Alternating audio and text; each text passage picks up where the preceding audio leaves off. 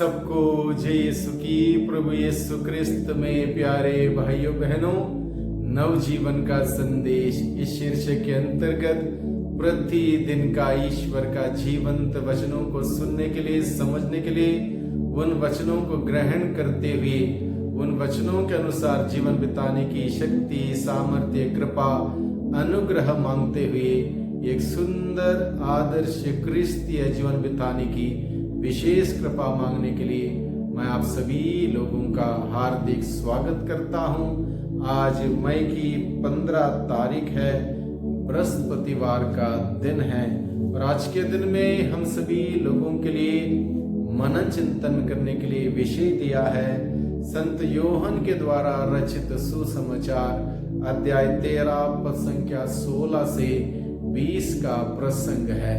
इस प्रसंग में प्रभु यीशु मसीह मुख्य रूप से हम सबों को बताना चाहता है, सिखाना चाहता है कि विनम्र बनना, विनीत बनना कितना जरूरी है। जो विनम्र बनेगा, विनीत बनेगा, वही ईश्वर के दृष्टि में महान होगा। एक ऐसा जीवन बिताने के बारे में और इसकी महानता के बारे में, विनम्र बन के जीने की महानता के बारे में प्रभु यीशु मसीह आज के दिन में हम सबों को सिखाना चाहता है, बताना चाहता है। सुसमाचार में लिखा है, मैं तुमसे यह कहता हूं, सेवक अपने स्वामी से बड़ा नहीं होता, सेवक अपने स्वामी से बड़ा नहीं होता और ना भेजा हुआ उससे जिसने उसे भेजा है, जिसने उसे भेजा उससे बड़ा नहीं होता। यानी कि प्रभु हम सबों को क्या कहता है? प्रभु कहता है, धन्य है वे जो विनम्र हैं, धन्य है वे जो विनम्र हैं, उन्हें प्रतिज्ञा देश प्राप्त होगा। जो विनम्र बनता है, विनीत बनता है, बड़ा होने का एक तमन्ना नहीं रखता, बल्कि स्वयं प्रभु यीशु मसीह का अनुसरण करते हुए विनम्र और विनीत बन के जीने का प्रयास करता है। जैसे स्वयं प्रभु यीशु मसीह ईश्वर थे, ईश्वर की बराबरी में थे, ईश्वर की बराबरी कर सकते थे, पूरा अधिकार जता सकते थे, लेकिन उन्होंने ऐसा नहीं किया। वो विनम्र बने, विनीत बने, मनुष्य का रूप धारण किया, दास का रूप धारण किया और इस धरती पर दास का रूप धारण करते हुए इस धरती पर आए, विनम्र बने। और प्रभु यीशु मसीह कहता, मुझसे सीखो, मैं स्वभाव से विनम्र हूँ, विनीत हूँ। और यही बात प्रभु हम सबों को आज के दिन में सिखाना चाहता है कि यदि हम विनम्र बनेंगे, विनीत बनेंगे, तो विनम्र विनीत लोगों के लिए प्रतिज्ञा देश प्राप्त होगा, यानी कि स्वर्गीय राज्य का सुख प्राप्त होगा, स्वर्गीय जीवन प्राप्त होगा। ये बात प्रभु कहता है। इसलिए प्रभु कहता है, सेवक अपने स्वामी से बड़ा नहीं होता, नहीं होना चाहिए और ना भेजा हुआ उससे, भेजा हुआ व्यक्ति भी जिसने भेजा उससे बड़ा नहीं होना चाहिए।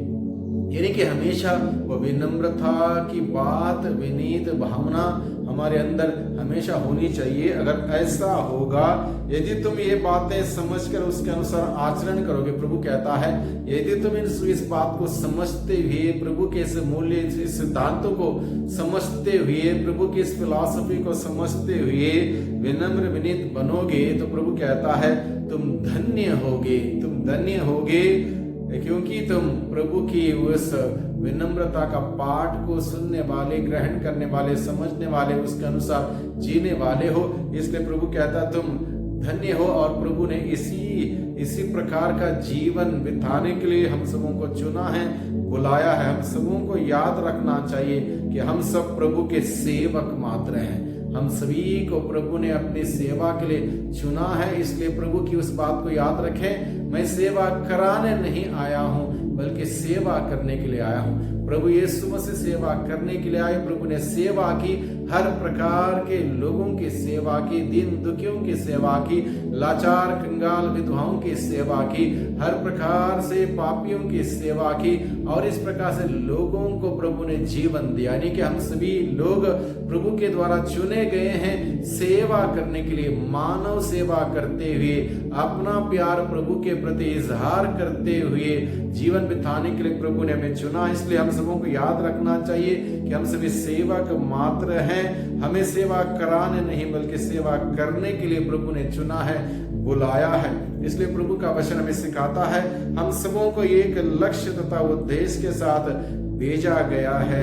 इसलिए भेजने वाले के अधीन रह के हम जीवन बिताएं, कार्य करें। भेजने वाले के अधीन हम सबों को पिता परमेश्वर ने चुनकर भेजा है, प्रभु यीशु के नाम से भेजा है, जगह जगह पर अलग अलग प्रकार की जिम्मेदारी के साथ। इसलिए हम सभी बड़े विनम्र विनीत बन के हम प्रभु की सेवा करते रहें। प्रभु यीशु ने हम सबों को भेजा है, इसलिए उसके अधीन रहें। जिस प्रकार से माता मरियम वे बड़ी विनम्रता से कहती है मैं प्रभु की दासी हूं, यानी कि सेवक बनके सेवा का मनोभाव रखते हुए हम सभी विनम्रता से प्रभु की सेवा करने के लिए आगे बढ़े।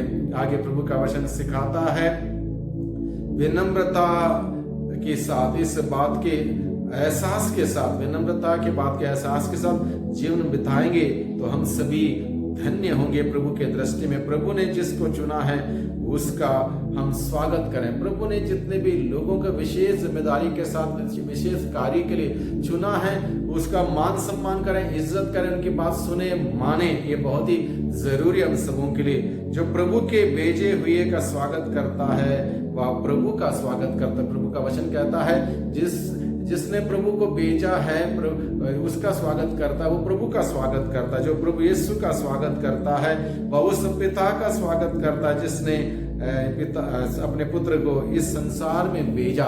इसलिए प्रभु हम सबों को सिखाता है किस प्रकार से हमें इस धरती पर जीवन बिताना चाहिए, एक दूसरे के अधीन रहते हुए, विनम्र रहते हुए, विनीत रहते हुए, एक दूसरे की सेवा के भाव के साथ जीवन बिताने के लिए प्रभु अपने वचनों के द्वारा हम सबों को बुलाता है।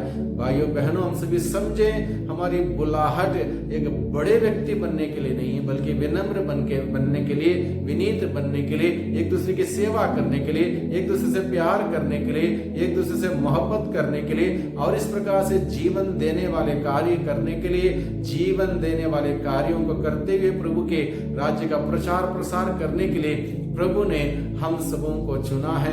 इस जिम्मेदारी हम सभी समझें, चाहे हम परिवार के व्यक्ति क्यों ना हो, कोई चुने हुए व्यक्ति क्यों ना हो, हम सब के सब इस जिम्मेदारी को समझें, इसको निभाएं, जिससे कि हमारे जीवन के द्वारा प्रभु की महिमा हम सभी निरंतर करने वाले बन सकें और इस प्रकार से प्रभु की महिमा करते हुए हम सभी प्रभु के प्रचार प्रसार के कार्यों में सक्रियता से आगे बढ़ें। प्रभु की आशीष, प्रभु की बरकत हम सबों पर हमेशा बनी रहे। सबको धन्यवाद, सबको जय यीशु की।